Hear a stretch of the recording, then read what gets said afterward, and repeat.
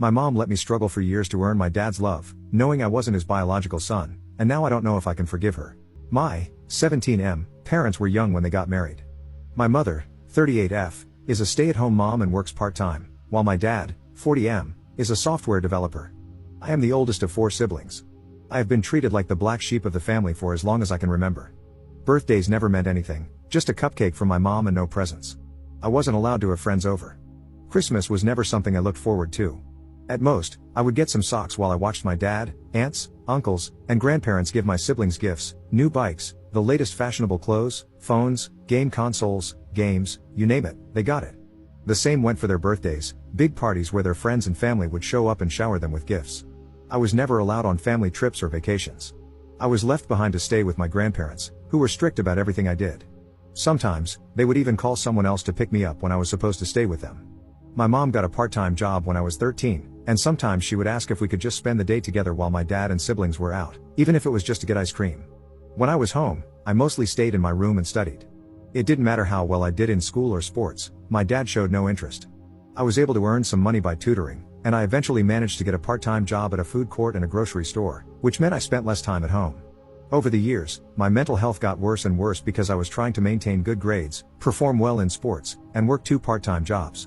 My mom helped me find a therapist, who has been a great help. Yesterday, I came home from work late, tired, and just wanting to go to bed. I opened the door to hear my mom arguing with my dad and aunt in the living room. I could hear my aunt saying that I should be more grateful toward my dad. Then they saw me standing in the doorway and stopped talking. My mom and dad looked like they had seen a ghost, while my aunt announced, "And in comes the bastard." I was shocked to hear her say that. I knew she didn't like me and mostly ignored me when we were in the same room, but I got angry and just asked her to repeat what she had said. My dad quickly stopped her, but no, I wanted to know what I should be grateful for. So I asked what was going on. No one said anything for a while, so I asked again, grateful for what? Being ignored, neglected, abandoned, while my siblings are spoiled and get to play happy family with dad? As soon as I said dad, my aunt shouted that I was not his son. I was shocked by what she said, and I asked my dad if it was true.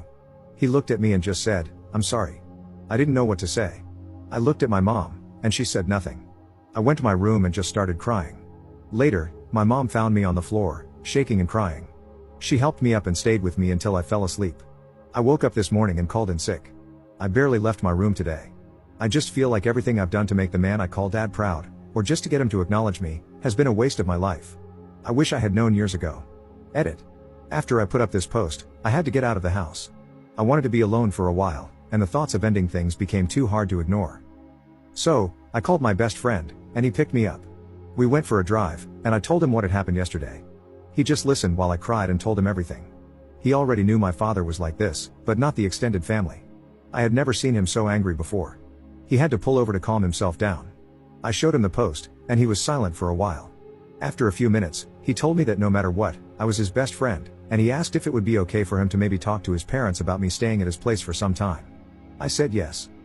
He dropped me off at home, and we got out of the car and talked for a bit. Before he left, he gave me a hug and said that whenever I felt alone, I should give him a call.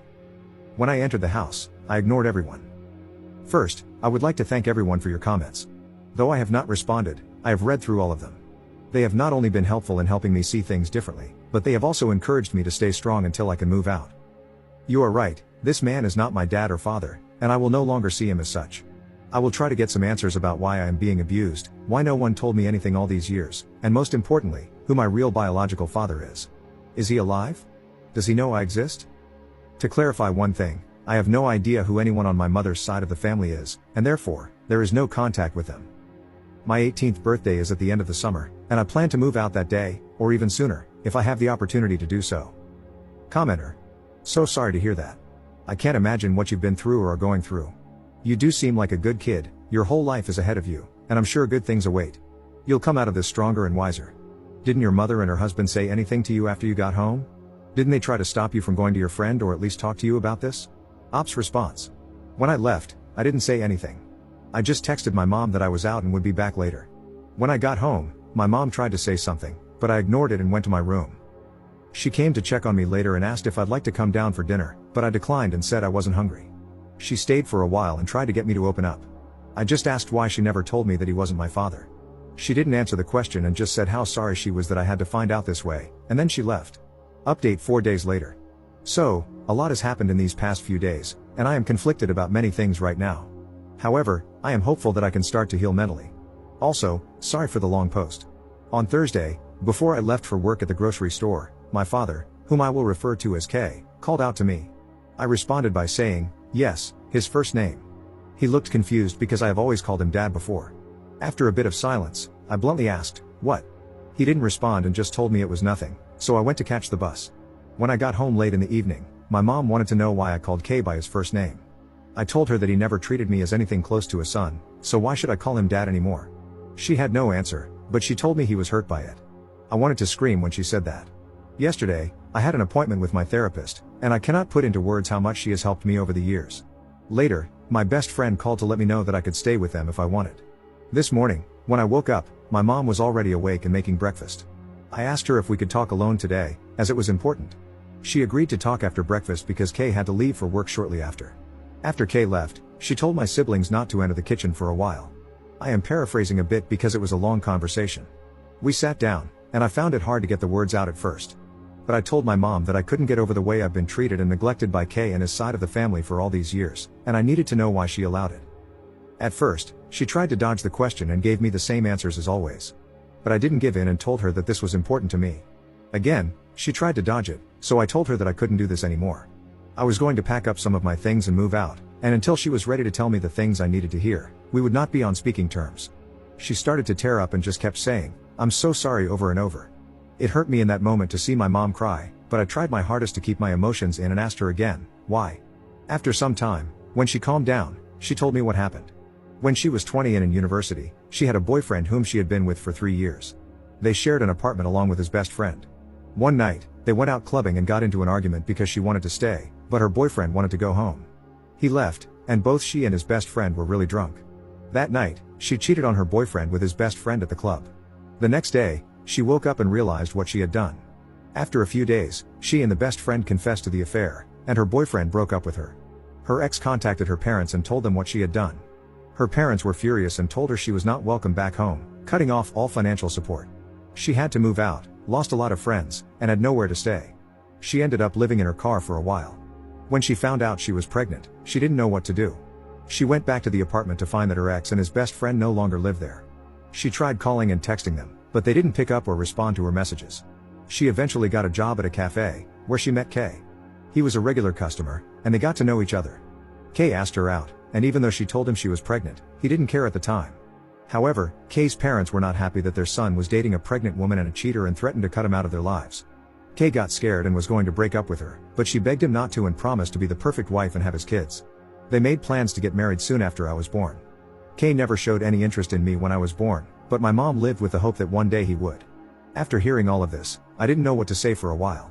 After thinking for a moment, I asked if she had ever tried to contact my possible biological father. She said no, but based on the timeline, her affair partner was most likely my biological father, though she couldn't be 100% sure. I asked if she had ever tried to reconnect with her family. She said she tried when she was about to get married, but her parents, siblings, aunts, and uncles didn't want to see her, so she gave up. I asked her why Kay was hurt by me calling him by his first name. She told me he had been seeing a therapist for the last 2 years because he had been suffering from depression and guilt. This surprised me. She said it started when I was 15. I had come home after a handball game, where we won, and I was awarded man of the match. I was so happy and excited to tell them about it. My mom was, of course, happy for me, but Kay just told me to put the award with the others in my room. I started crying in front of him and asked why he hated me. He didn't reply, so I went to my room and cried all night. After that, Kay felt a sadness that wouldn't go away, it only grew. My mom eventually convinced him to see a therapist. Over time, the therapist got through to him, and for the past few years, he's been living with this guilt. When I called him by his first name, he realized he had lost me. The next question I was afraid to ask, but I asked if he had ever abused her. She told me he had never abused her and that Kay had only ever loved her. The only time he ever questioned her was when she was pregnant with my younger brother, and he asked for a paternity test, which she understood. When it came back positive, he apologized and never questioned her again. The last question I asked was why I was left with people who abused me physically, mentally, and emotionally while they went on trips and vacations. She was shocked to hear about the physical abuse and asked me what had happened. I told her that I never said anything at the time because I was afraid of Kay's family members when it happened. I told her everything I could remember, but here are some of the things they did. My grandparents would scold me loudly and hit me when I was younger. My aunt never spoke to me unless she needed a favor, only to then go back to ignoring me and telling me to stay in the guest room. When I was 14, my father took the family on a 2-day trip to Croatia but left me with his older brother. His brother asked me to go to the store to buy some things, and of course, I said yes. When I came back, he opened the door, took the bags, and locked me out of the house. I sat there crying until they had all finished their dinner. Then he let me in. My mom cried the whole time while I told her everything. She told me how sorry she was. She knew they didn't like me, but this was pure hate. After the conversation, she asked if I was going to move out and where. I told her I was planning on it but wouldn't tell her where because I didn't want Kay to know where I would be staying. She started crying again, and it hurt to see her cry. The conversation was long and lasted several hours, but these are just the main points. After that, I went to my room to clear my head and think. About an hour later, someone knocked on my door, and I told them to come in. It was Kay. He asked if he could enter, and I said yes. It was the first time I could remember him ever entering my bedroom. He looked around for a bit, stopping at the shelf where I keep all of my awards and trophies from school and sports. He looked both surprised and sad when he saw the medals from when I did track and field and played football. He stopped when he saw the small man of the match award and picked it up. He held it for a while and started to tear up. Then, he put it back and sat down on the bed. Neither of us said anything for a while. I asked if Mom had told him what we talked about. He was still tearing up and slightly nodded his head. I asked him if he was aware of how I see him. He nodded again and whispered, "Yes." I asked, "So you know the extent of what your parents and siblings put me through?" He looked me in the eyes and asked if it was true. I said yes, and he just started crying. After a while, he stood up and hugged me. This was both the first time he had ever hugged me and the first time I'd ever seen him cry in front of me. I just hugged him back and started to cry too. He didn't want to let go and said how sorry he was, for the pain he caused me, for the years of neglect, for treating me like an outsider. He begged me not to move out. When he finally let go, he asked for a chance. I told him that maybe, with time, I could forgive him and Mom, but they had to earn it. However, I would not forgive his family for the things they had done. Also, for now, he was still Kay. He was hurt by this but accepted it. For now, I am not moving out.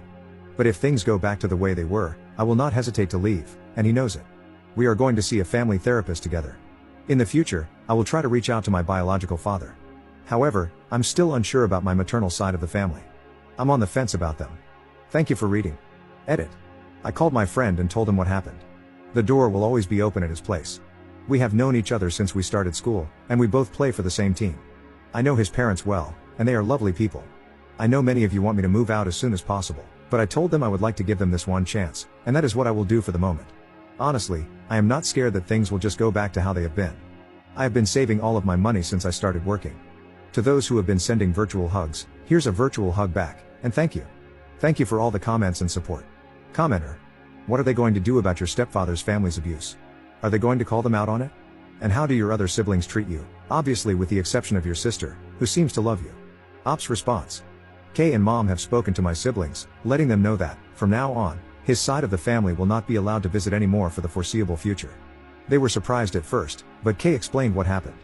My brothers didn't know what to say, but my sister got really angry at Kay and Mom. I had a talk with my siblings about how hurt I was by my strained relationship with my brothers because we used to be a lot closer. It's like they started seeing me as a roommate rather than a brother some time ago. My sister has always wanted to spend time together and gets really upset if she misses my games. I let them know that I didn't care if they saw his family outside the house. However, my brothers told me they would rather try to fix our relationship. Second update 1 week later. Firstly, I would like to thank all of you who have messaged me on the last post and privately. I want you to know that I am safe and staying at my friend's house. They are willing to let me stay with them long term. These messages have not only opened my eyes but also helped me see my mom and Kay for the people they truly are. Neither of them loves me or cares about me. I have had people sharing their stories of childhood abuse and neglect and how they managed to get out. Every time I have tried to talk to my mom and Kay about the abuse, or asked my mom how she could happily leave me behind and do nothing about it, they have tried to avoid the questions, love bomb me, and say that things will change. What really got to me was a message I received this morning asking how my mom never noticed any bruises when they picked me up after trips and vacations. That sealed the deal for me. There is no way someone who is supposedly supposed to care for you wouldn't notice. This morning, I got ready to leave and packed up my things. It wasn't much that I was taking with me. When I was ready, I called my friend and asked him to pick me up when he could and to call me when he was outside. When my friend called me, I moved my things out. I let my mom and Kay know that I would be moving out. They did not take it well and started begging me to stay. I told them that I couldn't stay because it was clear to me that they didn't care about me. Kay got defensive and tried to say that this was my home and I should not leave. I asked him why, after 2 years of therapy, he has remained the same. How come, even though I tried my best, I was still treated like an outsider? He didn't say anything. I asked my mom why she let this go on for years without doing anything to stop it. Again, she didn't say anything. My brothers weren't home, so I went to say goodbye to my sister. It was really hard because she is the only one who has ever treated me with genuine kindness and love. I talked with her a bit, and when I told her that I was leaving, she looked so sad. It was harder than I thought to say goodbye to her. When I got to his car, I just broke down. We drove around for a bit before we got to his place. His dad helped me get settled in the guest room. My friend told his parents about the posts. They asked me to tell them everything, and I did. His parents talked in private for a bit and then let me know that they would rather have me stay with them long term than go back. Again, thank you for everything. Third update 1.5 months later. Just want to give an update on how I'm doing ever since I left. My best friend and his family have been nothing but wonderful. They have taken me in as their own and shown me nothing but love, kindness, and understanding. I appreciate everything they have done to make me feel safe and loved. I have met with my mom and siblings on a few occasions, but never at my old home or at my friend's house. I have made it clear that I will never step foot inside there again, and it took my mom some time to realize that. She stopped asking me to come back after I ignored her for a few weeks. I have switched therapists because I felt like I needed a fresh start in dealing with all of this. And yes, therapists are mandatory reporters in my country. I learned that after my first appointment, when the therapist contacted the police and reported my old one. Kay and some of his extended family have tried to reach out via texts. Some have offered their apologies, while others just sent insults. It's not hard to figure out why. Those have been blocked. To those who apologized, Kay's parents, brother, and his family, I replied with a simple, I accept your apology, but I do not forgive you. That may never happen, and it will be on my terms. For the foreseeable future, do not contact me again. What happens next, I do not know. I am just going to focus on school, my mental health, and getting a driver's license. Thank you for everything. I truly appreciate every one of you, and big hugs to you all. Commenter. Bro, let's be honest, you need to keep your distance from your mom. I mean, she knew what they did to you and never tried to stop it. She's a selfish woman who chose her life over her son. Ops response. The only reason I am in contact with my mom is that I can't meet my siblings without her. When I turn 18, I will become financially independent, and I can block her from interfering with my accounts. She has never done that in the past, but I don't want to take any chances. Commenter. I'm surprised that Kay's brother and his parents apologized.